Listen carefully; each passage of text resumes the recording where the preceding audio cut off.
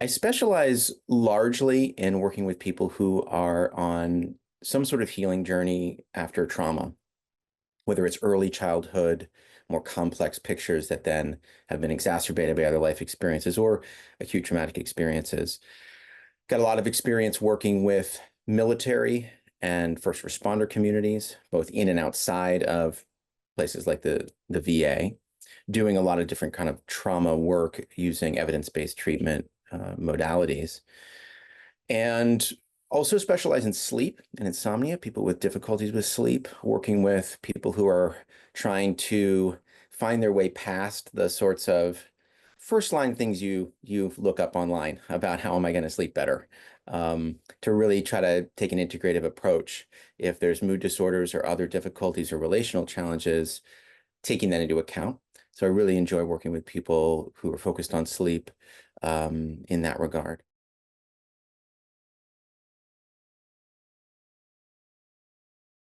Yeah, and just in terms of overall approach, I'm always working collaboratively. I'm always trying to be flexible. So if you come and work with me, it's not here's the out of the box approach.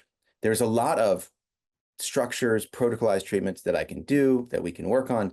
And I'm not coming in with an assumption right off the bat that this is what research says is the most effective way to treat fill in the blank diagnosis.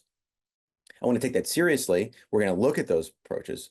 I want to be using effective modalities with people. And life happens too. We come to therapy, we start talking about one thing, and then some sort of crisis, there's a loss.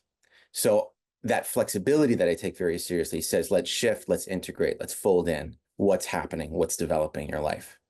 In that sense, not just, you hear it a lot, but not just taking people as what their diagnostic category is. Really taking a very really humanistic approach and a holistic approach is very important to me. And you see that in some of my writing in my little profile page about just appreciating relationships, personal values, identity processes, the kinds of communities we're connected to. These are all, it doesn't matter what we're talking about. My orientation is towards saying we need to integrate and accept and welcome in all those aspects of a person.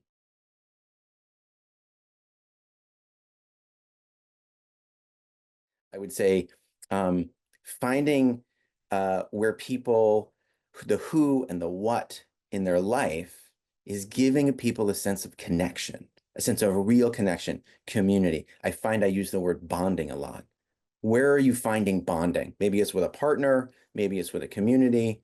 I do take a lot from the positive psychology side of things, of saying, what about if we're going to talk about, for example, post-traumatic stress, are we talking about post-traumatic growth at the same time?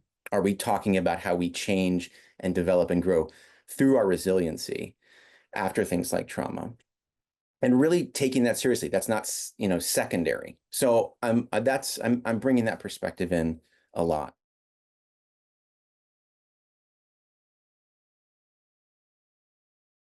I think it's really the exploration, the discovery, and the joining with a client in the connections they're developing, in the relationships that are changing, in the ways they might see themselves um, opening up to new things, trying out new things. And so really, I think it's a lot of that, joining the excitement of that, and joining in, sort of bearing witness together. So it is that collaborative aspect. It's not, oh, well, here's all the psychoeducation that I know that I can beef up, so we're up here. It's like a person coming in and saying, I tried this thing, I changed this behavior, and I'm discovering this and I'm discovering that.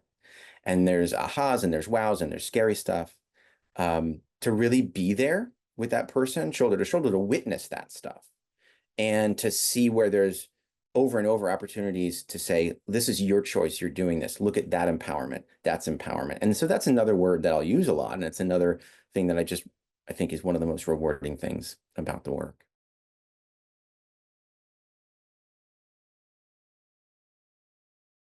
If you're interested in talking, let's talk and we'll see what happens. We'll see what you point to that we can work on together. And we see whether my approach, my style is a good fit.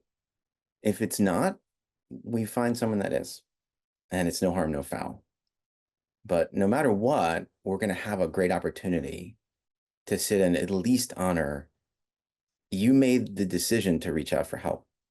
And that's oftentimes a really, really big, important step. And I'm excited to, help people make that step.